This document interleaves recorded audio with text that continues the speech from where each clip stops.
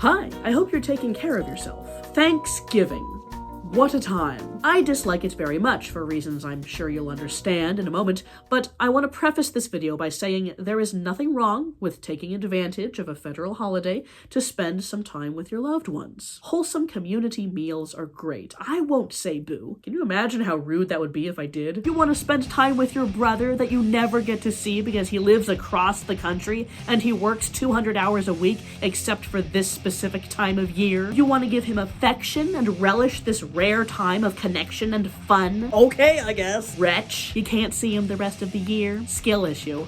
Oh, I'm kidding. The holiday holds different meanings for different people, and countless cultures across the continent held annual harvest festivals, sometimes multiple times a year, and big community gatherings long before the first pilgrims ever set foot on the soil with their big, tacky, big-buckled clown shoes. But let's not beat around the bush and pretend British people gave a single crap about anybody with an unfamiliar skin color. Did you know the Wampanoag people of Massachusetts, where the Pilgrims initially landed, had been subjected to vicious kidnappings and a terrible epidemic before the Pilgrims arrived? A huge and terrible percentage of the local indigenous population had been decimated thanks to British fishermen, and yet the Wampanoags still decided to help the Pilgrims when they saw the immense hardships they were facing. Despite this, the Wampanoags weren't even invited to the first Thanksgiving feast. That's a myth. They probably wouldn't even have been aware it was happening if not for the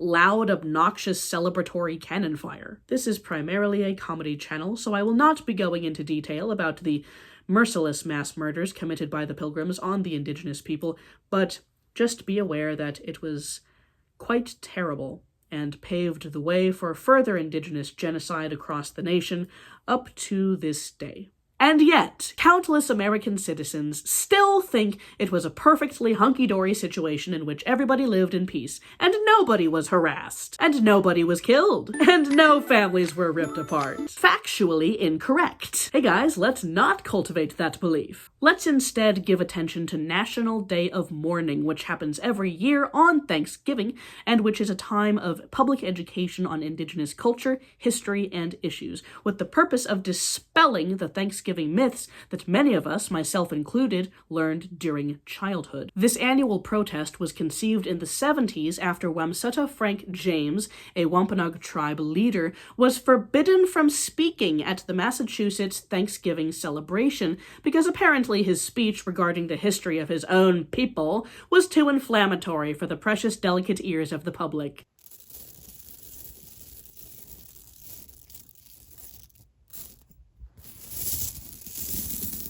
A little bit of noise for Wamsutta Frank James, and also to the indigenous people who have been here long before us and who are still here actively maneuvering through a society in which their regalia is still sold as Halloween costumes. In a country currently represented by some kind of freakish uggo who decided DEI initiatives are useless, thereby resulting in the Justice Department removing the report of Indigenous deaths and disappearances from its website in February of this year. In a country full of people who chose to push forward with building alligator Alcatraz on sacred land in Florida, and people who are pushing for another ICE detention center right here in Washington state, again, on tribal land. All of this to say, if you, my friend, are not attending a much-needed wholesome community event or a mandatory dinner with in-laws this Thanksgiving, perhaps you could spend your time, say, on a super cool blog called American Indians in Children's Literature run by Dr. Debbie Reese. Or donate to organizations such as the Navajo Water Project or the Native American Food Sovereignty Alliance. Ultimately, bestie, I need you to please prioritize the accounts and perspectives and histories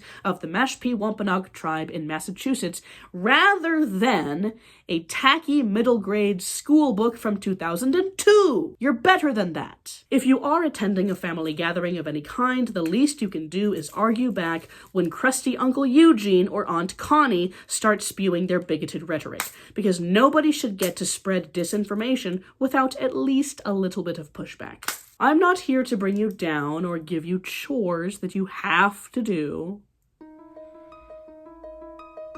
It'd be pretty cool if you did, though.